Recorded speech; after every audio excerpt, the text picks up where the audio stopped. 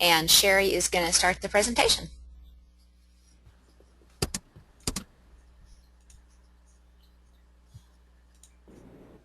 Okay, tonight we're going to talk about best practices in the classroom and best ways to reach out to your students. So these are just, I'm not going to go through these, but these are the highlights that we're going to cover. And Rachel, Okay. I'll take the first part. And then Sure, you just fill absolutely. in whenever you're ready. Alrighty. Okay, the first thing that we always want to do is make sure that your students have passed the prerequisites to be in your class. Sometimes, as we all know, students fail a class and then they don't get rescheduled to take that class right away, and so then they get moved on to the next class assuming they were going to pass, and it's a flippin' nightmare, and we don't want any flippin' nightmares. We just like the regular normal kind of nightmares because they're more manageable. So just make sure you just run that by the students in your class. It may seem ridiculous. It's sort of like telling somebody if you want to start your car, you have to turn the key, but sometimes that's what it takes. So, and then you always want to make sure that your students have downloaded all of their software and all of their textbooks, because sometimes you'll run into a student who doesn't know how to do either one. And Rachel's going to remind us that students need to verify their textbook download. Do you want to say something about that real quick? Oh, yeah, absolutely. Students have their books for 5 years. If they actually download the book to their Vital Source bookshelf, so that the application that you guys probably all downloaded, if the students if they don't actually download the book to that, then they won't have access to it. So they need to do that. So that's the first step. Then they'll have to actually, they don't download it a second time, but it has to be verified after day 17 in your class, which is about midway through. It seems kind of strange, but basically it covers the add drop period to ensure that they actually did stay enrolled in the class. If they didn't stay enrolled, then they don't get it past that verification period. So so then they would have to download it again if they take the class again, if they did drop during the drop ad and stuff. So it's not a big deal. So if they run into problems with this download, the simplest thing to do is direct them to the student support line, and it's the first they're going to dial 1 when they call in, because that's the number for Vital Source bookshelf issues. And those people are great about helping you, and I mean they'll help you through with the students with all kinds of things, and you as well. So if you have, for example, your computer crashes and you have to get a new one, and you've already got your Vital Source bookshelf, say, downloaded to your Kindle or to your iPad or something, so you can only have 2 devices, they have to take one of your old computers, one of your computers off. Sadly, I go through this a lot, so I've had to call them a number of times, but they're really great and they're really fast about taking care of everything. So so always direct students to that resource. Like, the number is available in the campus common, and it's really easy for them to find, and it's the same number that we call for faculty support, so you can just give that number to them and just tell them to dial the number for the Vital Source bookshelf help. Rachel, do you think it would be helpful to write this all up and put it in the help forum? Yeah, I think that might be a good idea, and then we can, that way they'd have a reminder there, and then there is an announcement in our folder, so so you can also post that, but So we'll just write that up. Okay, so the next thing you want to do is I'm going to suggest that everybody call their students before the start of class, but during the first week of class, especially in the early classes, it's a good idea to have a group call of some kind. Skype, ClassLive Pro, smoke signals, whatever you can arrange, so that you can get all the students together and they can hear each other's voices and be introduced to each other and to you, and that makes everything more real rather than out there in the air kind of thing that we do every day. So it's also a good time to catch up on, do Did you have any trouble downloading your textbook? Do you just touch base in that casual, welcoming kind of way, and then invite students to let you know separately if they have an issue. Some people are not comfortable talking in front of others, so we'll get to that coming up. Rachel? Okay. All right, you always want to use a variety of methods to keep your students engaged in the classroom. Different students, of course, respond differently to different things, but one of the things that's really, really important with our students, because they are adult students, is explaining how the course material is important to them. It's one of the easiest ways to make sure that they are going to pay close attention to your class. If they understand how the material that they're learning in your course is important to them through their future career, or maybe to an actual job, maybe you can describe how you might have used this on the job, or how you might use it on the job, or how you might use it to gain employment. Anecdotes from your own work experience can really make that real for them and help them. You do want to avoid using things like when you get out into the real world, because trust me, these students are in the real world. They're not living on campus anywhere. They're not living a sheltered kind of, traditional college student life. These are adult learners, and so avoid using that, because they really don't like that terminology, we have found. But do provide them anecdotes from your own work experience, because they love that, and explaining how they might utilize something. So, for example, if you're a G150 instructor and the students are having a hard time understanding why they need to learn anything about Photoshop or InDesign, being able to explain how InDesign can be really useful to creating a portfolio, which can help them get a job, that sinks in. If they understand that this can directly relate to my getting a better employment at some point, that helps them, get past any issues they might be having and summon up the drive, the energy, whatever, to finish out those last couple weeks of class when things are getting tough. So, and it's different for every class, of course, but make it real for them, just kind of with an explanation. If I could also add, it's a good idea to bring out the point about how important it is to be organized, how important it is to have good time management skills, and discuss what your professional experience has been in terms of project management and how you needed both of those skills to keep multiple projects moving forward in a timely fashion, and all the subcontractors that you're juggling, and the orders that are being received and everything else. So just make it real, and once we can relate that to their professional experience as opposed to their homework experience, I think it's an easier concept to embrace. Yeah. Definitely. Okay. See it? Yeah, I see it. Okay, most of our students are actually considered to be adult learners. There are very few of them that are going to be traditional students, and they're non-traditional in another sense anyway, because they don't actually go to school anywhere. But they are non-traditional students or adult learners, and basically for most of our adult learners, they're fitting their school into a already very busy life. Most of them have a significant amount of responsibilities. They have jobs, they have children, they have homes that they maintain, which is different from your traditional student, of course. But through research, significant research by very important people that are not me, we have learned that adult learners need the following things in order to really engage in their education. They want to feel like they're in control of their education in some way. And it's not easy to find a way to allow them to feel that, but it does seem to be very important. But they also want to know that the work that they're doing is very important and very relevant, and that it's not just busy work. They're not just doing something to be doing something, that there is some sort of relevance to it, which kind of goes back to how this course material is important. And they, most of all, really want to be treated as an adult, and they want to be treated with respect. And, personally, with a lot of the things that they're juggling, they're working very hard.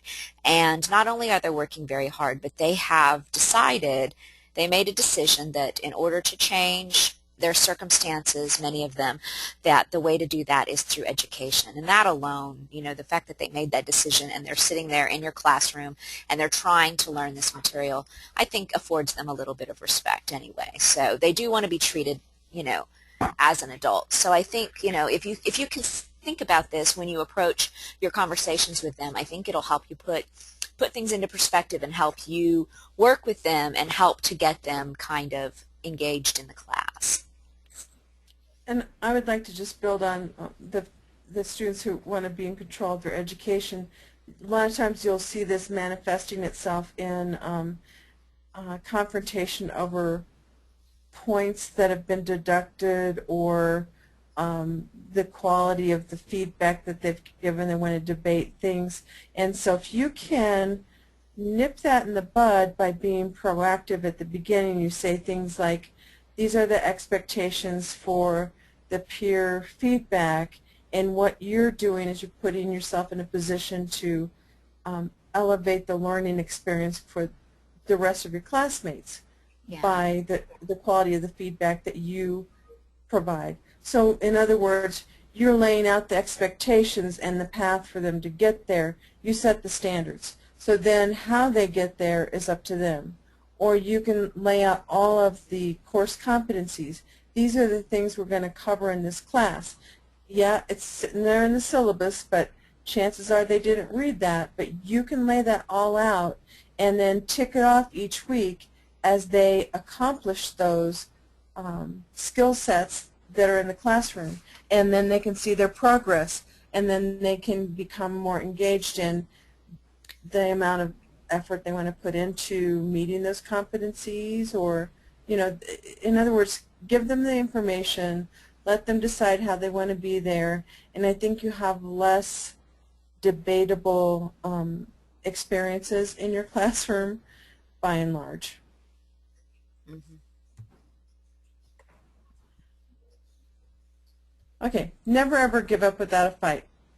You got to recognize when students are slipping away, and a lot of times in the beginning classes, these are students who've been out of school for a very long time, high school or college.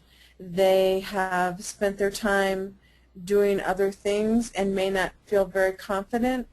They may, as a non-traditional student, I felt like everybody's mother, and I was afraid to speak up in class because I thought, you know, their brains are so young and fresh, and mine is so full of stuff I don't need to know, but I can change a diaper faster than anybody in this room because I had the twins. I was pretty experienced. So, I mean, so adult learners are often afraid to speak out, and you'll see the ones that are not very confident being quiet, posting late, posting inadequately. We had a situation today where a student has taken several classes and never has downloaded her Adobe software. I bet my right arm that she can't navigate the classroom. She doesn't read the course home announcements. She doesn't know where to find the grading scale because she's afraid to look. And she told her AC she had it under control, but she's afraid, and she doesn't have it under control, and she doesn't want to look stupid. I've had people at the end of their education who don't know how to access the grade book, so I don't know how they ever knew what grade they ever got in any class until they got the transcript or something. But so you just have to learn to recognize those symptoms and then send a private email, and in the most disarming fashion you can, you gently tap them on the shoulder and you say, I'm a little bit concerned, and I'm thinking that you might need my help, so what can I do for you? And I felt like I have just begged students to let me help them. And sometimes they wait until the very last to let you in the door, but you just can't give up. You can't give up. I recently had a student who is taking a class. She felt like she shouldn't have to take this class. She already knows everything, and so in order to show me, she was failing the class. I guess she was proving a big lesson to me. Every week I'm like, here's your grade. I would copy and paste her grade, and I would say, I'm really concerned. You're paying out of pocket for this class, and there's so much opportunity to learn here. Sure, there's a lot of stuff you already know, but not only can you learn some new things, but you have the chance to help your classmate learn some new things too. And finally, she called me, and she was involved in a personal litigation situation that made her, in my opinion, one of the bravest people I've ever known, and she was helping other women who had been victimized, but she was giving up her power to be successful in school to the perpetrator. And once we were able to talk that out, she turned her grade around and her attitude lickety-split, and ended up, instead of hating me, I got 3 thank you notes from her in the last week of class. So you never know what kind of burdens they're carrying, but if you are consistently, sincerely offering to help, and you are reaching out every way you possibly can, it will pay off in most cases. And then when they do turn that around, send them an email. Oh my gosh, thank them. Tell them how impressed you are. Point out in class the good things this person is doing. Thank them for their feedback to their peers.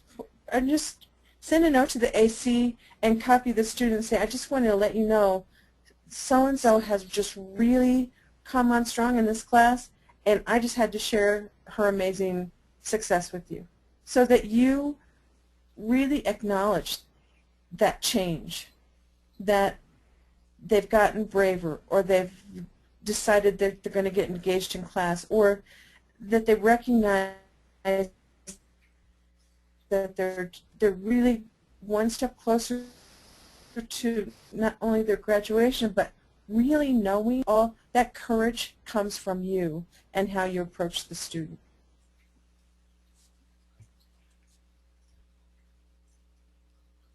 Ms. Frickshell? Yep.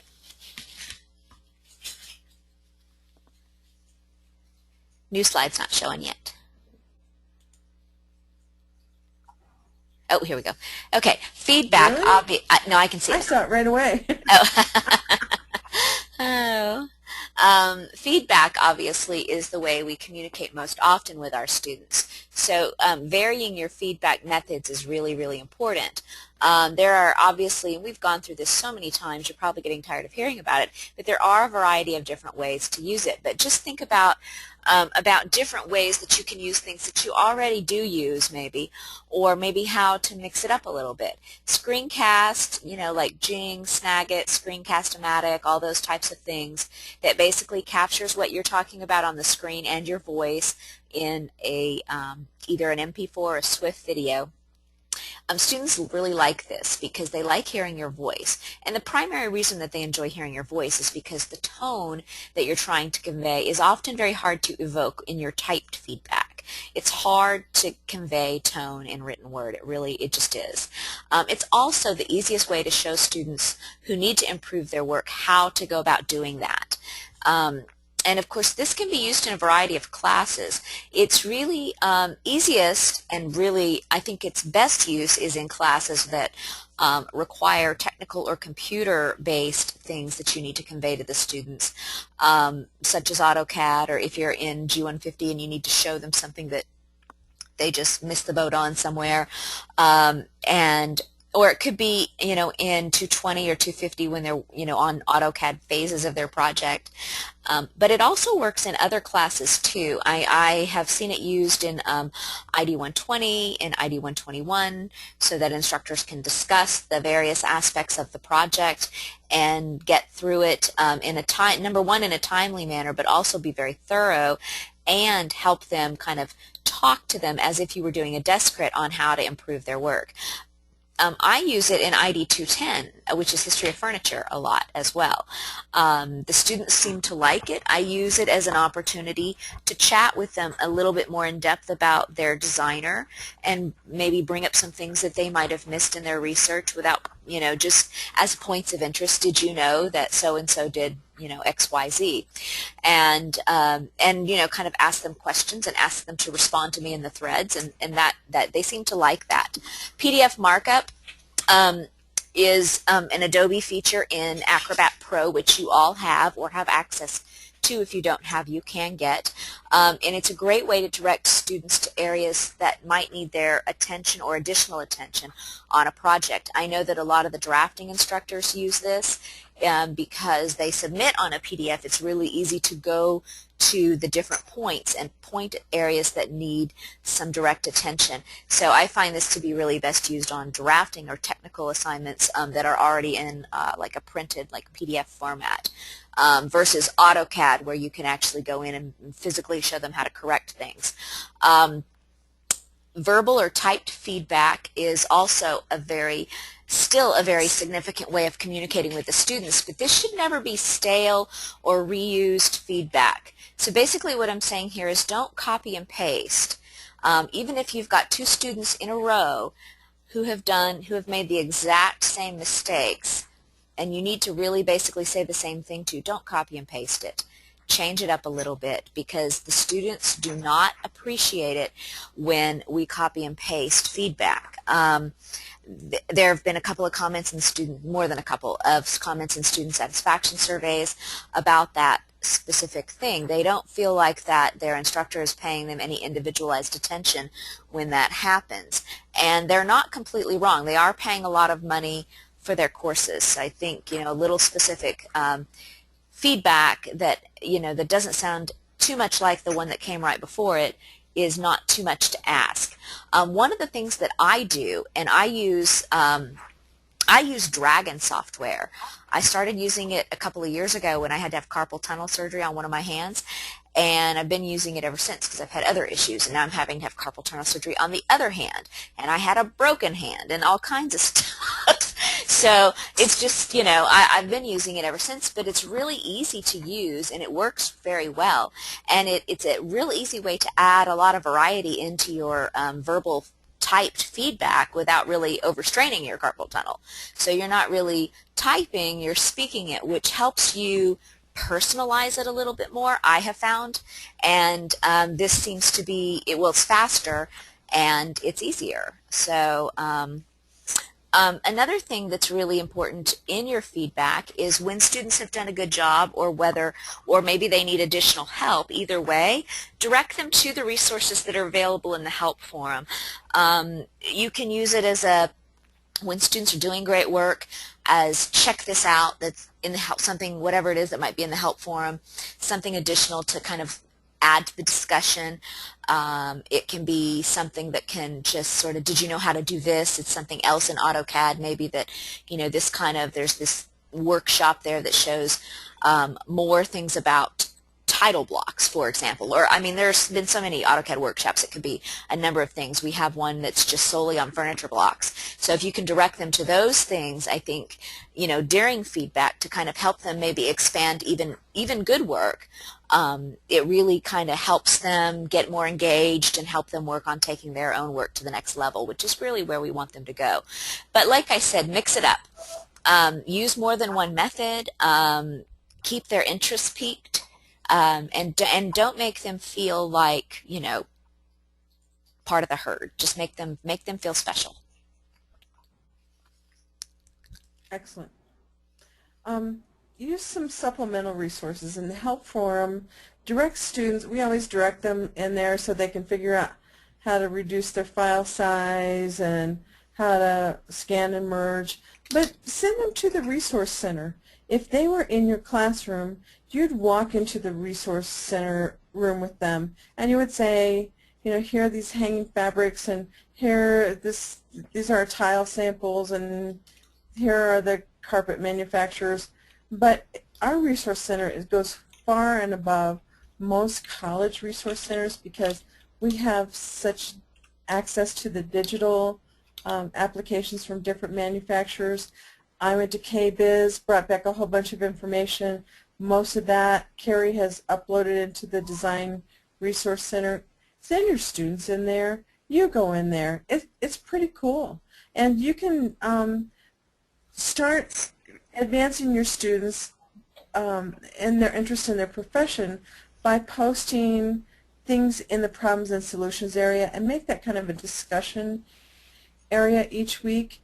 Don't wait for somebody's hair to catch on fire and them to post a question and then time you to see if you get back to them in 3.8 seconds.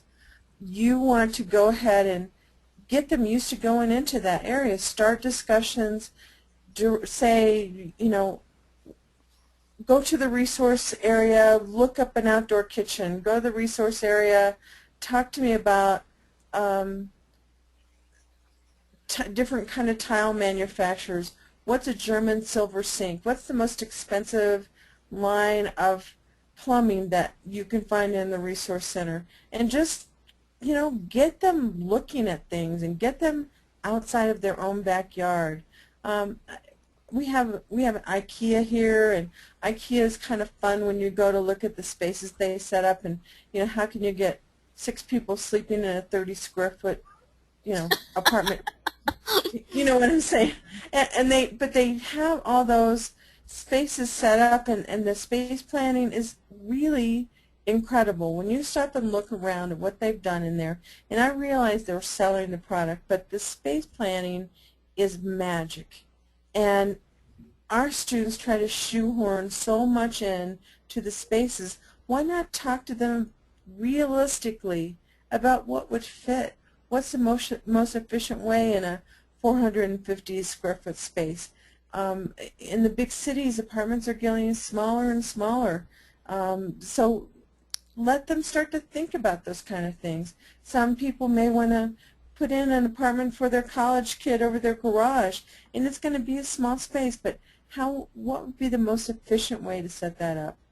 So expand their learning opportunities through the discussions that you bring to the table, articles that you've read, things that you found on the internet, or when you were out poking around shopping for a client or for yourself, or you had a Home Depot day and you know, you go, hey, let's say July 4th is coming and Home Depot has cabinet hardware on sale, but it's oil rub bronze. You've got a client that has 37 cabinet doors, but the color of this hardware isn't the same. You know, what can you do? How can you make that work if the price is so good? And talk about creative applications. You know, Rust-Oleum makes a metallic paint that's pretty darn amazing, and you can just paint those bad boys and make them work. So what I'm saying is tie in. I don't care what class you're teaching, those students want to be working in the field. So find ways to bring that conversation to their doorstep and keep them engaged. Aren't you glad we're not teaching Math 95 or whatever it is? Because it's pretty hard to do that, although I would be talking about figuring carpeting and things like that, and then the students would probably quit because they came to us, they're not good at math. But that's another story. I'm grateful we don't have to teach math. Me too. And so is Erin. You want me to take this? So is Erin. Yeah, go ahead. Yeah. Okay, so as most of you know, enrollment is down in the summertime, and our enrollment has fallen off a frightening amount the past 4 years. And so we don't have any control over who comes into our classrooms, but what we do control is how we greet those students and how we welcome those students and what we do to keep those students in our classes and moving forward in a positive way, in a way that really does advance their opportunities to get a job, a really good job, doing what they like to do. And so retention in every single class contributes to the overall programmatic retention. We had layoffs a couple years ago. I hope never to go through that again. It was horrible. It was horrible leading up to it. It was horrible letting people go. It was horrible watching people I care about worry after it was over. Is it going to happen? Is there another shoe that's going to drop again? It's awful knowing I have talented adjuncts that I would love to bring on full-time, and I can't do it because our numbers are down. So I'm sure our numbers will go back up. Will they ever be what they have been? I hope so, but I don't know. But in the meantime, we need to hang on to the students that we have if we possibly can. So if a student is anonymous, it's that student I was talking about earlier that doesn't know how to access the grade book, doesn't know how to download the software. That student is going to be gone if you don't spot it and take that student under your wing. So we got to make sure the students complete those first few classes and really become engaged in the process, comfortable with how the accelerated aspect of this program and how everything works, you know, how to post their assignments, but also we have to engage them in the excitement and the passion, which is what brought them here in the first place. And in class, if these students were sitting all around you, if you said, please, everyone who came here to learn to be average, raise your hand, how many hands would go up? And yet so many of our students end up settling for that or less. And so not only do we want to keep them in class and keep them moving forward, we want to escalate their standards. And so I'm asking you all to put on your little magician capes, but the truth is you're all so creative. I've seen you do this a million times. So it's just needs to become a conscientious effort. So the higher our enrollment, the more classes we have, the more classes I can offer to you, and the happier I am, because my concern is that you're happy in class. When you're happy in class, you're delivering a good education, and the students are the big winners. So sometimes you're going to hear from me or hear from Rachel that I'm going to give you a mentor. That's a guardian angel, and it should never ever be anything offensive to you. This is a person who's going to help you learn how to spread that frosting just a little bit smoother. That's all. That's all that is. If I have a problem with the way you're teaching, I will pick up the phone and call you. I will send you an email, and we'll work it out. My goal is never, ever to let anybody go. My goal is to help you grow and be better and better and better, because then we're all moving forward in the right direction. I love it when the wheels go in the same direction. I often get that cart at Walmart where they don't go in the same direction, but whatever. That's because you're shopping at Walmart. Okay. I broke up with Walmart, by the way, so okay. So I'm teasing her. Okay, types of outreach. What kind of? How should you be reaching out to the students? Phone and email both. But before class starts, definitely call those students that are on your roster and definitely send them that welcome email. But follow up with a phone call. They love to hear your voice. Then you also want to follow up, and any student who hasn't posted by day 2 of the session should be called and definitely emailed, but you really want to try and do both. Often I'll email and see if they'll respond with a good time to call, because obviously if I set an appointment with them, I know that they're going to be available, or at least try to be available. Sometimes I just send the email and then just call because I happen to be, it just really depends, but a lot of times I'll email if they haven't posted by day 2 and ask them when is a good time to call. But if I don't hear back pretty soon, I will go ahead and just pick up the phone and start calling. When the students disappear, so everything's going swimmingly, we're getting to the end of week 3, they've done all their work and they're doing pretty good. They've got maybe a strong B or a low A, but they're obviously a pretty good student, they're grasping the material, and suddenly poof, they're gone.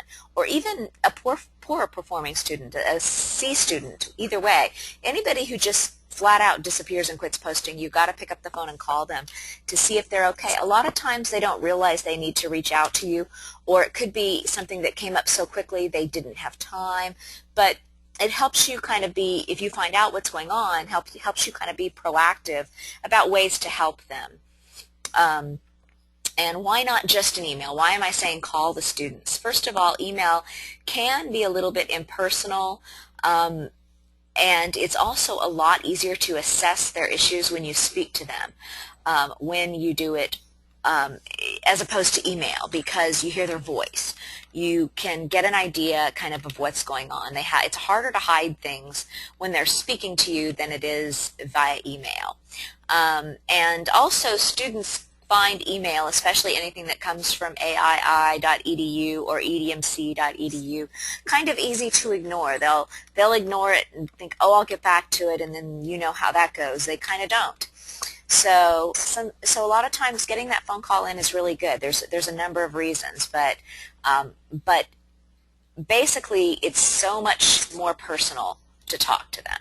They do find it comforting to hear your voice, even if the reason that they disappeared is because life just happened. They might need some help getting back on track with their time management. So. You're on a roll. Keep going. Oh, okay. And when students are struggling, what should you do? Set up private sessions to help get them on track. And there's a couple of different ways that you can do that. You can use Skype.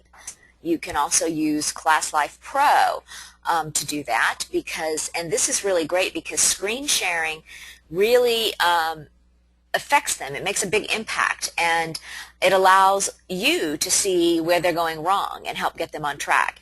And when I'm suggesting a screen sharing, I really strongly recommend that they share their screen with you so you can see what they're doing.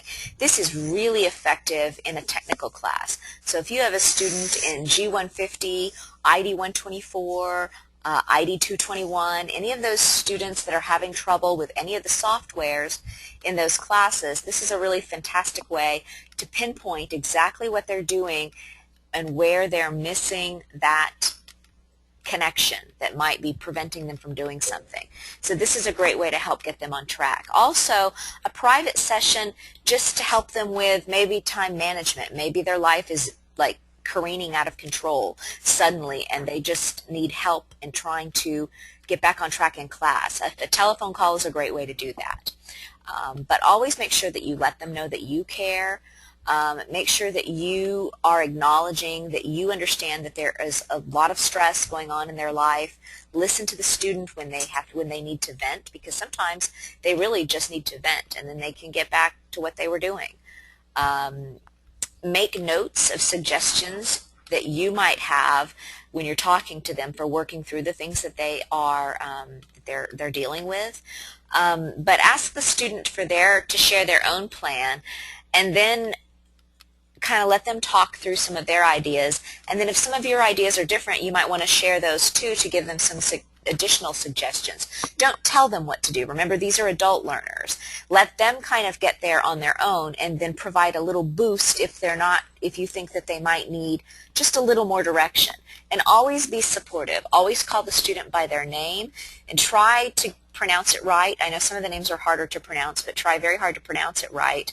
And make it really personal. They want to know that you care about them. And it's important to know that you can make it personal when you're working with the student, but don't take it personally when they're venting. I'm a professional when it comes to be yelled at by students. I'm really good at that. It's part of my job, but it's okay because most of the time they're just frustrated, and once they get all of that out, and sometimes it takes 2 or 3 times for me to start responding, and then they think of some more things they want to yell at me about. But once that's all out in the open, you can go, okay, let's take a deep breath and let's see how we can find some solutions here. Because it's just complaining if there aren't any solutions that are going to go along with it. And complaining only isn't going to make any progress. It's not going to solve any problems. So don't take anything personally. Don't engage in a debate with the student. Be calm, be firm, and you're looking, keep your eye on the solutions. But they are stressed, and so are we. But so you know what it's nice, what it's like if someone just came up and said, "Wow, you've got a lot going on. How can I help you with this?" Okay, it's important to know when you should kick it up a notch. So if you have a student in your class who it's week 3 and you realize they don't have any software, they are drafting with a crayon, and the edge of their cookbook, it's time to kick that up a notch. It's time to get with the, it's past time to get with the AC. But you got to know when to take it to the next level. If it's brand new territory for you, if you're talking about creating new deadlines for a student who's got an incomplete or whatever, reach out to Rachel, reach out to me.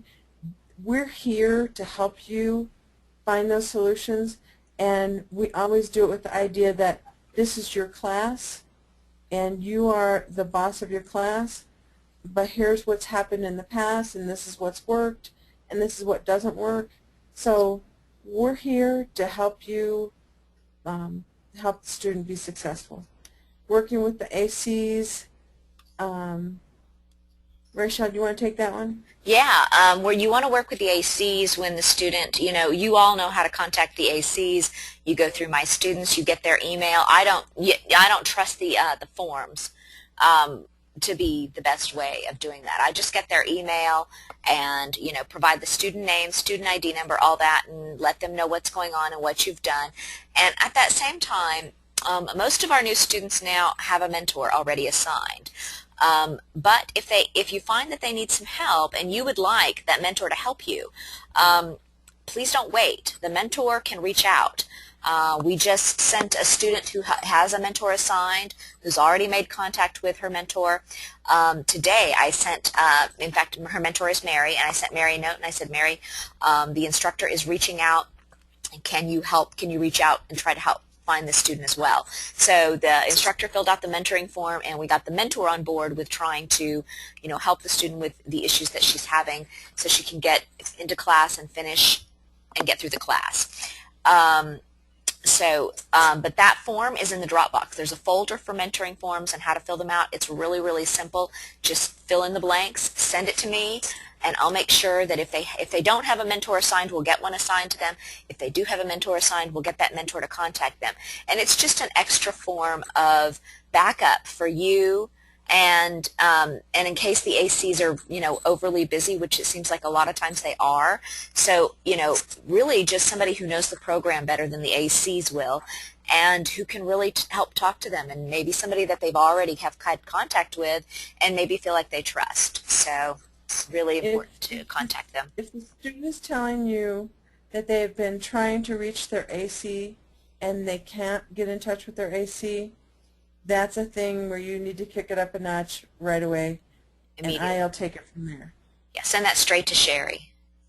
Right. Incompletes. You will sometimes feel pressured to do incompletes for students. You need to have documentation of mitigating circumstances. You have the say on the incomplete in 99.9% of the cases. So it's your decision. If you don't have the documentation for mitigating circumstances, don't feel pressured to make it happen. And you need to set the new deadlines for that. Is there anything I don't know if people have questions about an incomplete, but it shouldn't be taken lightly. Right. And make sure you change the grade before the deadline. You give them the I, and then before the deadline, which is 2 weeks from the end of class, you have to change the grade and do the change of grade form from the I to the whatever it is that they actually ended up earning. Because if you don't change the I, it turns into the stink eye. Yeah. With two little prongs sticking out. Automatically becomes a big old F. Yeah, and then nobody's happy. Um, yeah, and but the incomplete can be very useful too, because we just had Patricia Hester had a student, and she may not be on the call tonight, but she just had a student who was doing quite well and then suddenly disappeared in week 3, and she tried and tried to contact her, and then finally the student responded, and she'd been in the hospital. Well, understandably, a little MIA there, and now wants to try to get caught up, and so we're referring her to her AC to initiate the process. So a lot of times there is definitely a valid reason for that incomplete, and it's okay. But, again, like Sherry said, if you don't feel comfortable with that, definitely speak to Sherry about that or myself. Okay. And I'll go back with the social media. You can use social media to engage your students as well. Sherry, do they have access? Does everybody have access now to those on-demand sessions? Sherry? Yes. Okay. Okay, everybody through the Campus Common now should have access to a multiple number of on-demand sessions that we were able to attend as full-time faculty for our conference a few weeks back. And one of them is called Community Building, and I would strongly recommend that you take a look at that. First of all, just for watching it, I believe you get an hour credit. And then, but it talks about how the instructors in this one department uses Google Plus as a way to engage the students. They're using Google Plus because you can sort of create exclusive groups. So some of the instructors are using it to create groups for just their class, and kind of using that as a way to engage the students a little bit more. So they find it successful because students like social media. It's something that they do anyway. So so it may be something that you want to check out. And we're looking into it as well departmentally. So we'll keep you posted on how that goes.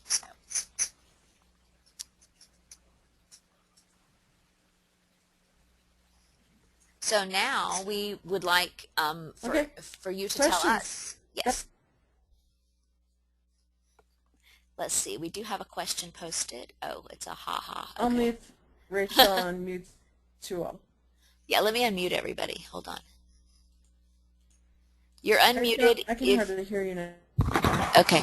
You are unmuted, everybody. If you have muted yourself, then you'll need to do that yourself too, so you can talk. But we would like to hear from you about any additional ideas that you might have for teaching or outreach, things that have worked for you. Obviously, you are our best resources, and we obviously know that you're doing some great things, so we'd like to hear about what you find successful.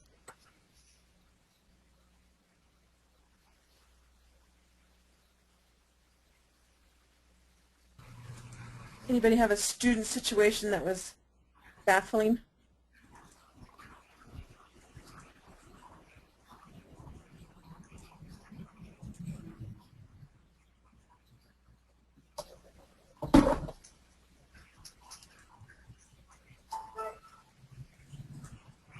I could start my list of. How do you challenge the student who, let's say you're teaching drafting or G150 ID or even basics of ID, how do you challenge a student who is really amazing, already has all those skills down pat? What do you do for that student to keep them from being bored? Bless you.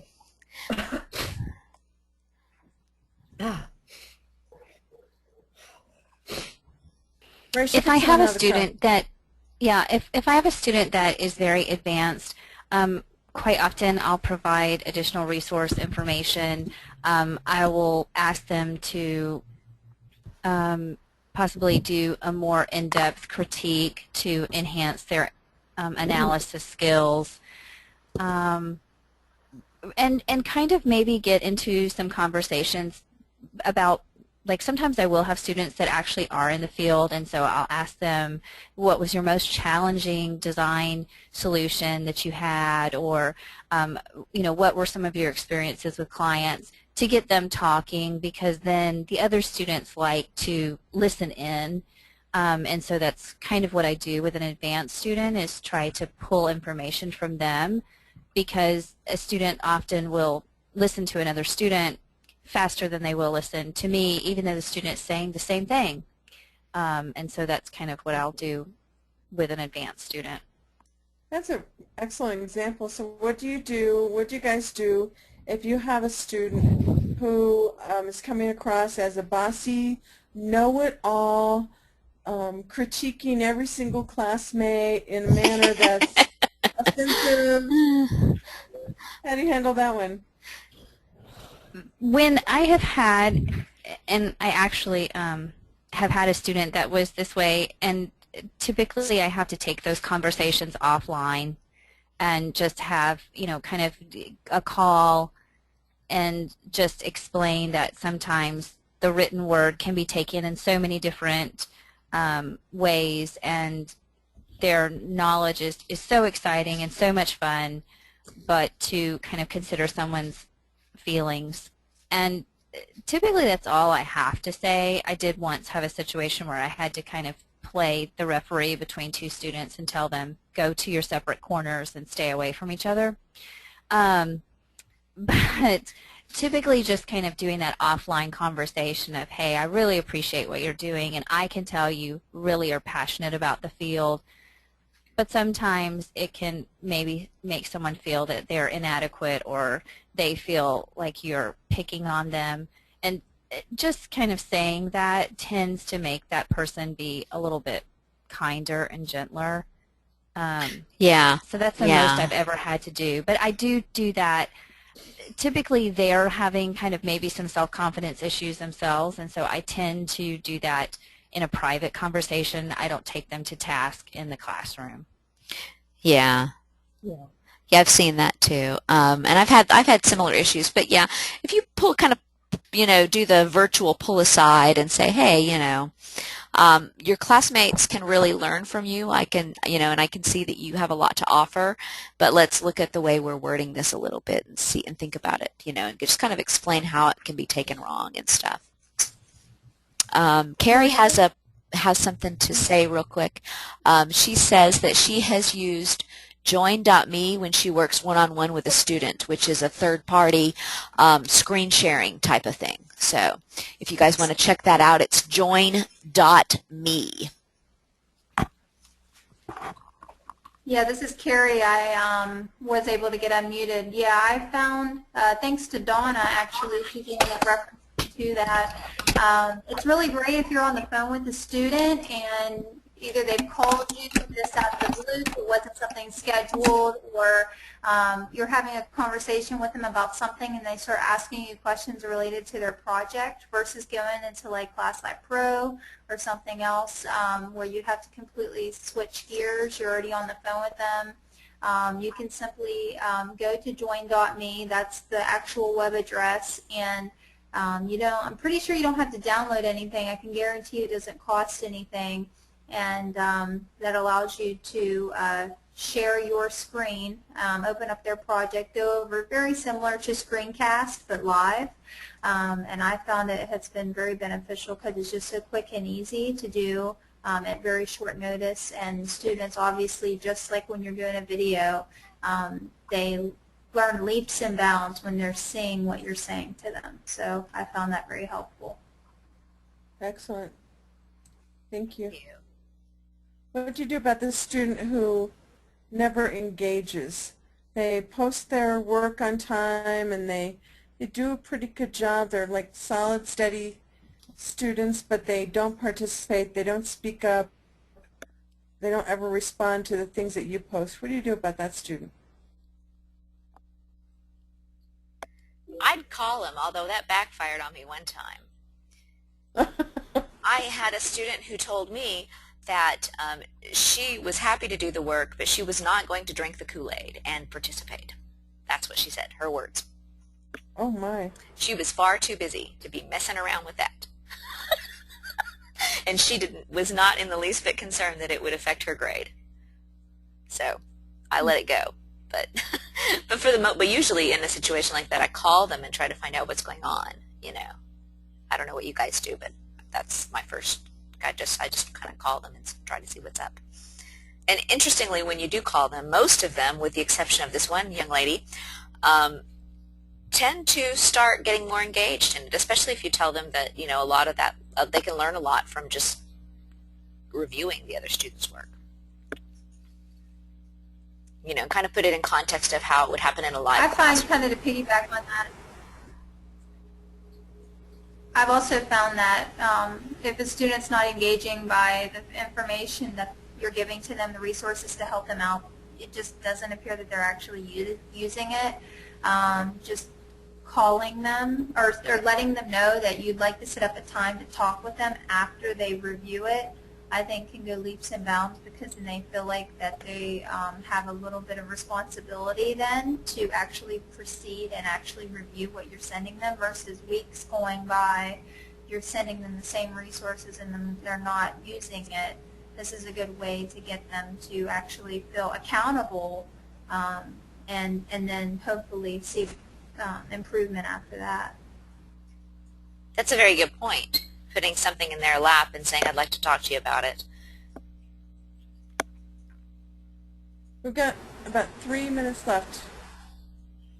Who haven't we heard from? Because I know there are pearls of wisdom we're waiting for. I'm waiting for the answer. For what? The answer. The answer. If I tell you, I'd have to kill you. So, and I know it's hard to call students because you know you're going to get the answering machine. Oh yeah. You know so much of the time. But you've made the effort, and that's good. And sometimes you get the students who don't answer the phone, and they're HBH, which means they're home but hiding. And that's okay. You made the effort. And HBH. They have their own moniker now. the message that you leave is very important. That's true. A lot of them do hear those messages, and it does reach a few of them. So.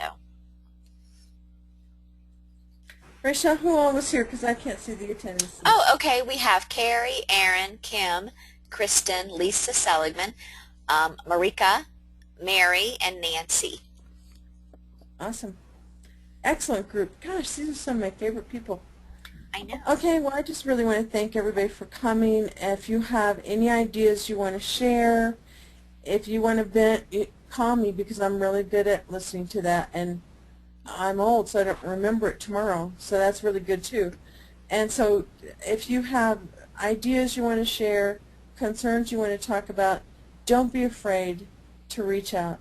I will always make myself available to you, and so will Rochelle. So I'm never too busy. I don't ever want to hear anybody say, I didn't want to bother you. Oh, don't say that. Just reach out. I'm here. I'm here. And thank you so much for attending. Thank you for what you do for our students every day, and thank you so much for being part of this team. Thank you. Thanks for coming, guys. Thanks for Bye-bye. putting it together. Bye. Bye.